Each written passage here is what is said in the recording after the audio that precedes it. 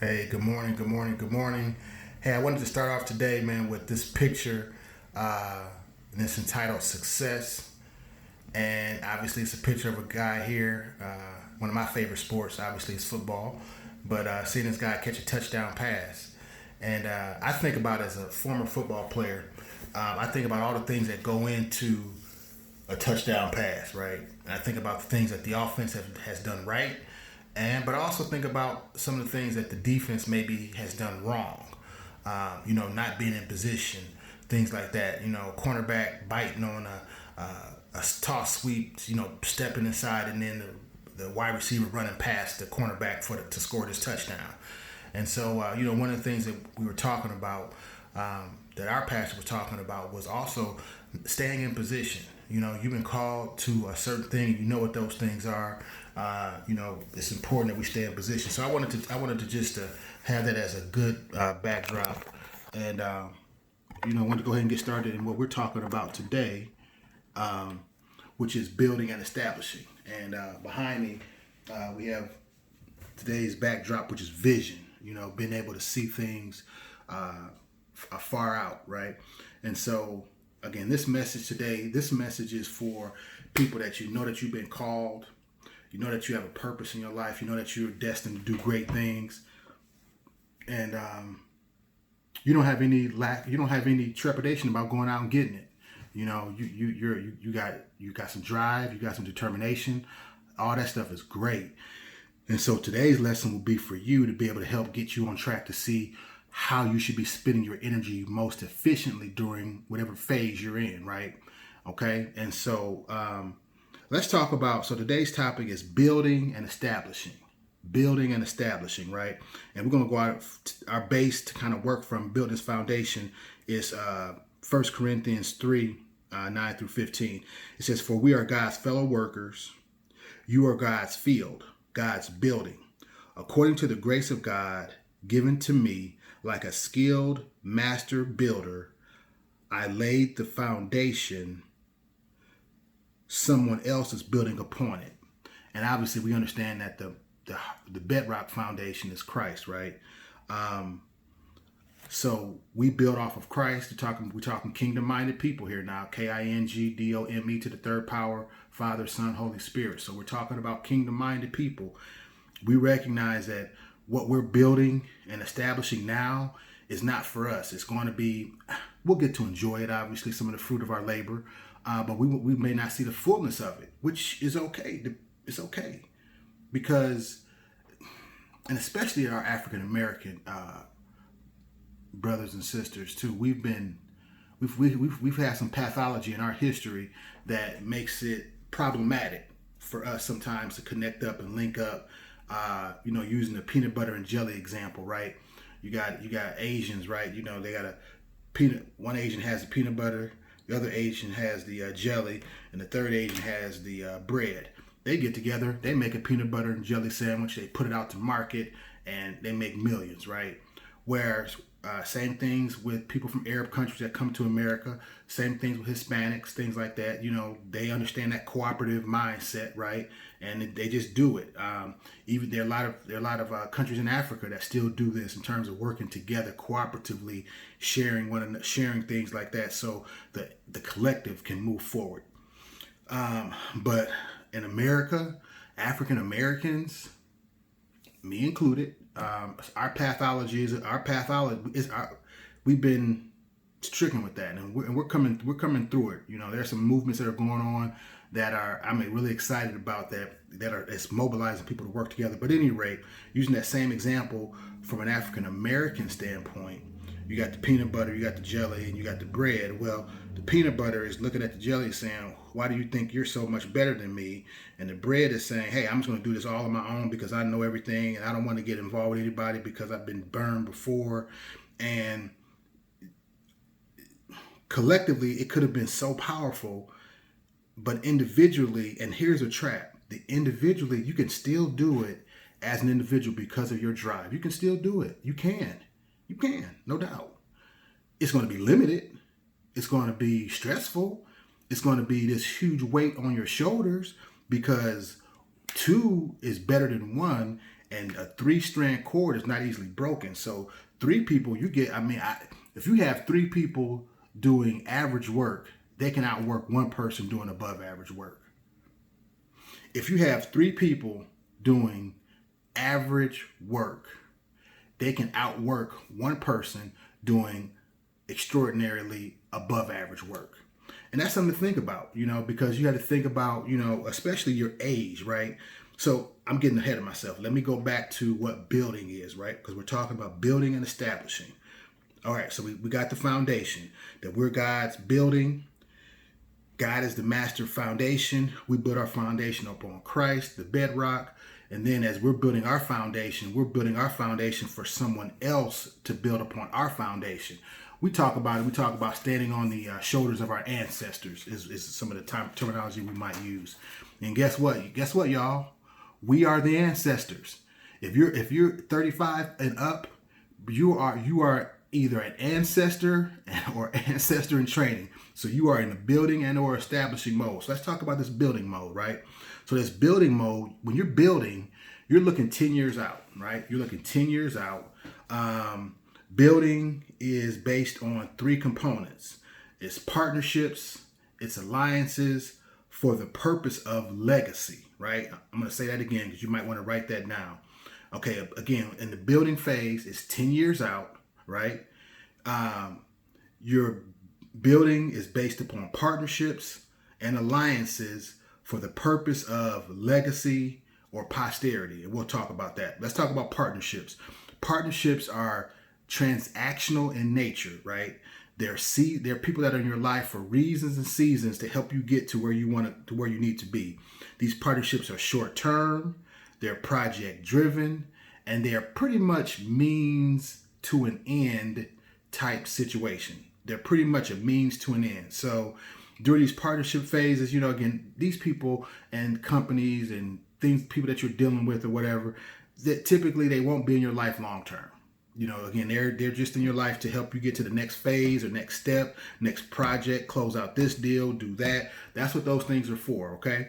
Now, during this partnership time, as you're creating these business relationships or these transactional relationships, you're looking at the people that you're working with or partnering with to do things, and you're asking the Lord, like, give me wisdom on who I should, who am I to look maybe to form an alliance with, right? Because that's the next stage, And with these alliances, they're more long-term, right? They're relationship driven. They are cooperative in nature. And what do I mean when I say cooperative? Cooperative is a concept of basically just working together, right? Working together for the purpose, working together for the purpose of posterity, multi-generation. So these alliances, these are people that you work with them in the partnership phase, and you found them to be trustworthy. You guys get along. They challenge you to grow. These are just some people that you want to have in your life. The Lord says, "Yeah, I need you guys to connect up." Kind of like our peanut butter and jelly example, right? Hey, you do very well at making the jelly. I'm going to send some peanut butter in your life, right? Okay, and I need you to connect up with that peanut butter. Stay connected with that peanut butter. And then later on, I'm going to send you some bread. So you'll have that to be able to do, okay? So that we got that. We got partnerships and alliances for the purpose of legacy. Legacy is posterity. Posterity and legacy basically meaning things that are going to last beyond you, right? Are going to last beyond you, beyond your years on earth if the Lord tarries, right? If Jesus don't come back. So we have been given the gift to prepare our plan, right?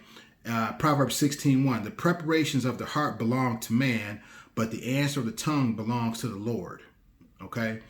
1 Kings 6:2, he says, concerning this house which you are building, if you will walk in my statutes and execute my ordinances and keep all my commandments and walk in them, then will I establish my word with you, which I spoke to David your father. So Proverbs 16:1 is to make to make use of our leadership gifts, because he gave us eyes, he gave us a mind, he gave us ears, because he wants us to use them. He wants us to use these gifts, right? He wants us to use these gifts for the moving forward of his kingdom. And so that's in the building phase. And, with this building phase, quite honestly, some of the characteristics of the building phase is hands-on, right? You're out there, you're in the mix, you are, when I say you're making it happen, I don't mean you're making it happen. That's incorrect. Because of the intellect and the drive and how God has built you, okay. So you are making it happen. Because he has given us free will. So you are making it happen. But the equipment that you're using to make it happen, your mind, your emotions, your will, your muscles to get up and move around and think or whatever, you came with that. You didn't make that. So in a sense, you're using God's equipment for God's will to move it forward. So as you're out there moving and shaking, stirring the pot, making things happen, it's more hands-on. You're moving the ball down the field, right? It's a higher energy output during this phase. And during this phase, you're also looking for like-minded and trustworthy people, right? That's what you're looking for. And that's something that the Holy Spirit can help you with, to say, hey, that's the person. No, I know they talk good, but you're going to have to put them on ice for a second, just use them for right now and let that go, right? And so that's how the Holy Spirit is leading you and guiding you into all truth and all righteousness, and ordering your steps, because the Bible talks about clearly the steps of righteous men and women are ordered by the Lord, right? Okay, so we're building this thing brick by brick, precept on precept, partnerships, alliances that build legacy, right? And those are some of the characteristics. So that's under building, all right? We got building. Now we're going to move on to establishing, right? So establishing is understanding, right? Understanding God's kingdom on earth as it is written in heaven, as it is in heaven. God's kingdom on earth as it is in heaven. Posterity, generational health, generational wealth, generational property. Setting up a righteous throne, which is right standing with God. God, are we in right standing? Loving kindness and mercy is an atonement for wickedness, right? Deuteronomy 8:18 says that we will remember the Lord our God, because it is he who gives us the ability to get wealth so that we can establish his covenant. The covenant is this, that we are blessed to be a blessing. That's that Abrahamic covenant, that we are blessed to be a blessing, right?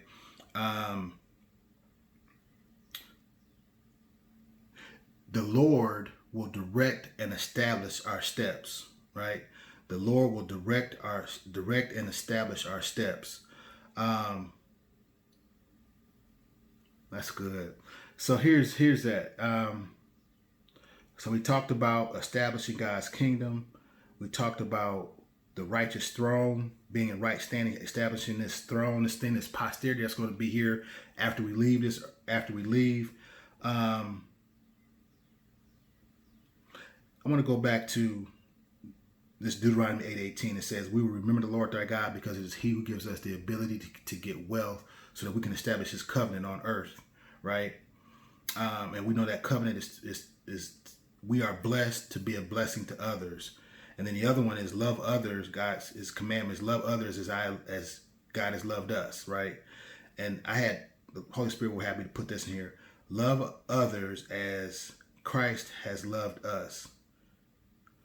Warts, bad boils, zits, bad breath and all, right?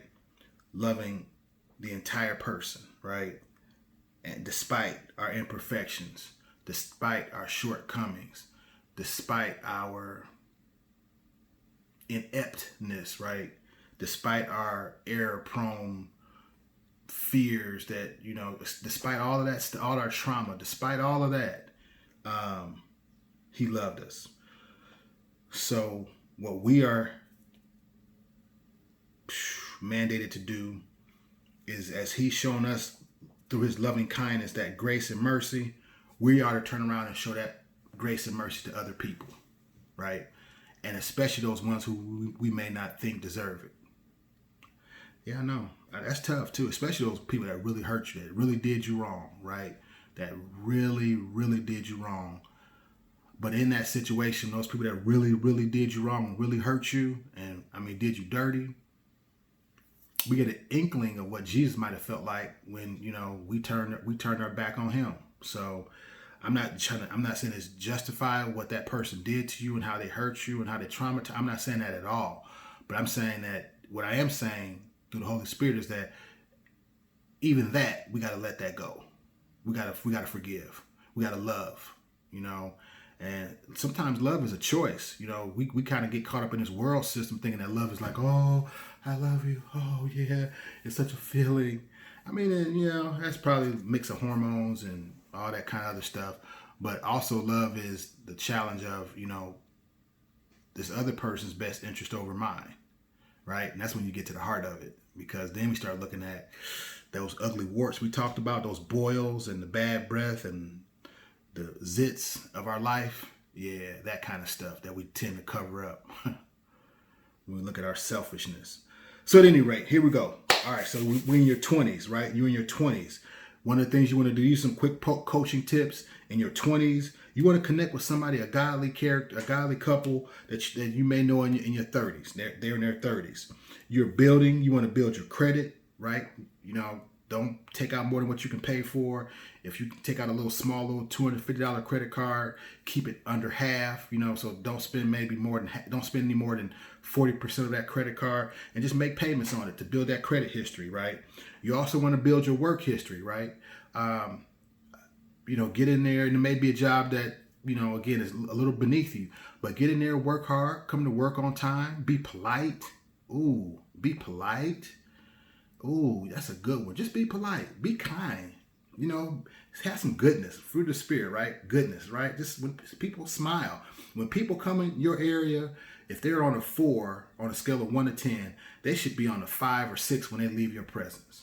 That should be something, because you always want to give life in that work environment, right? So those are some things. So building your and your network, build your network. At this point too, in your 20s, you want to connect up with people that you see that are where you want to be, or down the road a little bit of going where you want to be, right? Connect up with them, and then you are responsible for making sure that you connect with them. So if it's a person that you see, go and introduce yourself. Your 20s, you in your 20s. Anybody in their 30s plus, they want to help, right? So make sure that you get their name, get their phone number, get their email address or whatever, and follow up, and let them know what you're doing. And, some folks will gravitate towards you. You guys will kind of click, and if they're like the 30s, like our kingdom-minded 30s and 30-year-olds, whether it be from 30 to 39 and a half, they're going to reach back and they're going to start mentoring you a little bit. They're going to give you some coaching points, right? And so at that point, it's up to you. Now, write that stuff down in your notebook. Some stuff you'll apply and it'll work. Some stuff you won't. You can decipher that out. You're 20. It's your call. But build that network of people intentionally, right? Build that network. And if you can, don't burn bridges. If you don't like the job, don't leave. Give them 2 weeks, y'all. Give them 2 weeks, right? Go out with class. Don't mess up the files or whatever. Leave it better than what you inherited, what you came into it with. Leave it better than what you came into it with, right? And that speaks a lot. And people talk like, oh, okay, yeah. Because you never know down the road who you're going to need. That person that, at that carry out that you work for, that could be the very, very person whose sister sits on a contract approval board for some scholarship or some business finance thing or something that you want. That's your next step, and they're a gatekeeper. So be mindful of that, okay? In your 20s, get a side hustle. Begin to build your side hustle. So what you're building in your 20s, you're building your credit, you're building your work history, you're building your network, and you're also building your side hustle, right? Okay, cool. All right, in your 30s, right? You should have a solid career, a business track, kind of know what you want to do in that area. You should be serving and volunteering somewhere. You should be spiritually grounded or in place or in process, right? Spiritually grounded. You should have something in your savings, probably about $1,500 to $2,000 in your savings. Little to no debt, especially consumer debt, right? Little to no consumer debt. Maybe you attend and you serve a church. You've got property purchased. Your side hustle is on track. It's moving. You got it. It's maybe not be established, but it's definitely on the right track. Here's some quick hitters for you guys in your 20s and your 30s for that matter. Start a 401k and put in $30 a month, especially in your 20s, right? And then start an investment account, right? You can do Fidelity, E-Trade, things like that. I use Fidelity. It's been very, very helpful. It's very simple to use, and they have a lot of tutorials. But invest, okay? So under establishment, right? Establishment is setting up a system or a set of rules on a firm, permanent foundation or basis.